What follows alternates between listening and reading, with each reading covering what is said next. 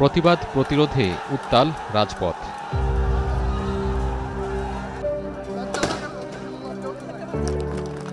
কর্তৃত্ববাদের রক্তচক্ষু উপেক্ষা করে ছাত্র জনতার লড়াই, যে লড়াই শোষণের বিরুদ্ধে। লক্ষ্য 15 বছরের আওয়ামী দুঃশাসনের অবসান। স্বপ্ন বৈষম্যের শৃঙ্খল ভেঙে সাম্য প্রতিষ্ঠার।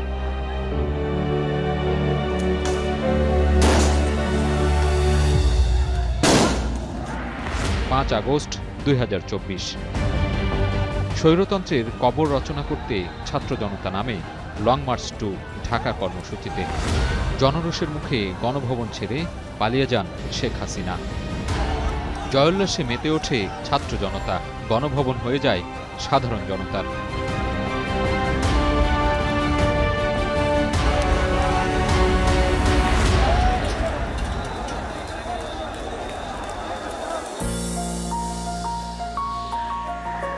এই গণভবন থেকেই সাবেক প্রধানমন্ত্রী রাষ্ট্রীয় নানা বৈষম্য, লুটেরাতন্ত্র আর অনাচারের জন্ম দিয়েছিলেন। ছাত্র জনতার অভ্যুত্থানের স্মারক হিসেবে সেই গণভবনকে জুলাই গণ অভ্যুত্থান স্মৃতি জাদুঘর তৈরির পদক্ষেপ নিয়েছে অন্তর্বর্তী সরকার।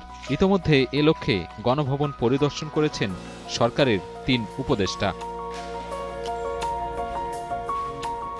36 দিনের এই গণ অভ্যুত্থানের পুরো ঘটনা প্রবাহ সংরক্ষিত থাকবে এখানে, যা আওয়ামী শাসনামলে নিপীড়ন, গুম হত্যার দালিলিক প্রমাণের সাক্ষ্য বহন করবে। গণপূর্ত এবং স্থাপত্য বিভাগের দায়িত্বশীল তাদের সাথে কথা বলেছি, তাদের থেকে আমরা প্রাথমিক পরামর্শ নিয়েছি এবং আমাদের আকাঙ্ক্ষাগুলো বলেছি যে আমরা কিভাবে দেখতে চাই, এবং একটি ফর্মাল কমিটি করার জন্য নির্দেশ দেওয়া হয়েছে। হয়তো আগামীকালের মধ্যেই কমিটিটি হয়ে যাবে, এবং কমিটি হলে এটি হয়তো নেক্সট সপ্তাহ থেকে আমরা কাজ শুরু করব। 1 টাকা দিয়ে তো মালিকানা নিয়ে নেওয়া হয়েছিল না? 1 টাকা দিয়ে কি মালিকানা নেওয়া হয়েছিল? জনগণের ছিল কতখানি? আমরা জনগণের জন্য এটা উন্মুক্ত করার চিন্তা করছি। ফ্যাসিবাদী শাসকের পক্ষ থেকে আমরা কোনোভাবেই সেই ধরনের আচরণ যেন কারো প্রতি না হয় সেটা এনশিওর করব। নামে গণভবন হলেও এই ভবনটি কখনোই জনগণের ছিল না, বরং হয়ে উঠেছিল স্বৈরতন্ত্রের এক মূর্ত প্রতীক।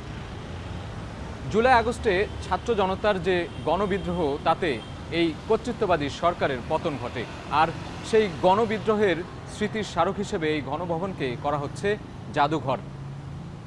এতে করে সব শ্রেণী পেশার মানুষের অবাধ যাতায়াত থাকবে এখানে। গণভবনকে জাদুঘর করার সিদ্ধান্তকে সময়োপযোগী বলছেন গবেষকরা। তারুণ্যের কাছে স্বৈরাচারের যে পরাজয়, তার নিদর্শন স্বরূপ গণভবন পরবর্তী প্রজন্মের কাছে পরিচিত হবে। তরুণরা এবং স্কুলের ছেলেরা, ছাত্রীরা টের পেয়েছে যে এই গণভবন হচ্ছে সব নষ্টের গোড়া, এবং এই যে এইখানে যে স্বৈরাচারের উত্থান হয়েছে এটা মানুষ জানতো। এখান থেকে সব নিয়ন্ত্রণ করা হচ্ছে, মানুষ জানতো। মানুষ এটাও জানতো যদি এখান থেকে নির্দেশ দেওয়া হয় তাহলে ছাত্র জনতার উপর গুলি বন্ধ হবে। সুতরাং মানুষ গণভবনে গেছে, এবং আমি মনে করি যখন জাদুঘর হবে তখন মানুষ এখানে যেতেই থাকবে, মানুষের ঢল থামানো যাবে না। রাষ্ট্রীয় নৃশংসতা ও স্বৈরশাসনের নিদর্শন সংরক্ষণের উদ্যোগ অনেক দেশেই আছে, কিন্তু তারপরেও হিটলারের নাৎসি বাহিনীর অত্যাচার, রুশ শাসক স্টালিনের বিভীষিকাময় শাসনের অনেক তথ্য নিদর্শন সংগ্রহ করা সম্ভব হয়নি। সে কারণে জুলাই হত্যাকাণ্ডের জাদুঘর হিসেবে গণভবনের কিউরেটিং ব্যবস্থায় আন্তর্জাতিক মান অনুসরণের উপর বাড়তি গুরুত্ব দেওয়ার পরামর্শ বিশেষজ্ঞদের। পূর্ত বিভাগ আছে, স্থাপত্য বিভাগ আছে, তারা কাজটা যেটা কাঠামোগত সংস্কারগুলি করবেন, যা কিছু কিছু জিনিস অক্ষত রাখবেন। এই জাদুঘরটাকে আমাদের ইতিহাসের অংশ হিসেবে এটাকে আমাদের পরিণত করা যায়। মানুষ যখন ওই ঘরটায় থাকবে, বসবে, দেখবে, সে অনুভব করবে এবং সে আবেগে আন্দোলিত হবে, তার চোখ দিয়ে পানি পড়বে, সে শুনেছে যে মানুষ মানুষকে হত্যা করে, মারে, কিন্তু এই রকমের প্রত্যক্ষ দৃশ্য জান্তব দৃশ্য সে তো আগে দেখেনি। মানুষের অধিকার হরণের যে ইতিহাস রচিত হয়েছে গণভবনকে ঘিরে, তার বিশদ বর্ণনা ও নিদর্শন স্বৈরতন্ত্রকে বুঝতে দেশি বিদেশি পর্যটকদের জন্য এটি উল্লেখযোগ্য স্থাপনা হয়ে থাকবে বলে মনে করেন বিশেষজ্ঞরা। সাজিদ আরাফাত, এখন, Dhaka. Colour expert, George sap এবং মাইল্ড অন হ্যান্ডস টেকনোলজি সমৃদ্ধ অরিক্স ক্রিস্টাল ওয়াশ, আপনার লন্ড্রি এক্সপার্ট।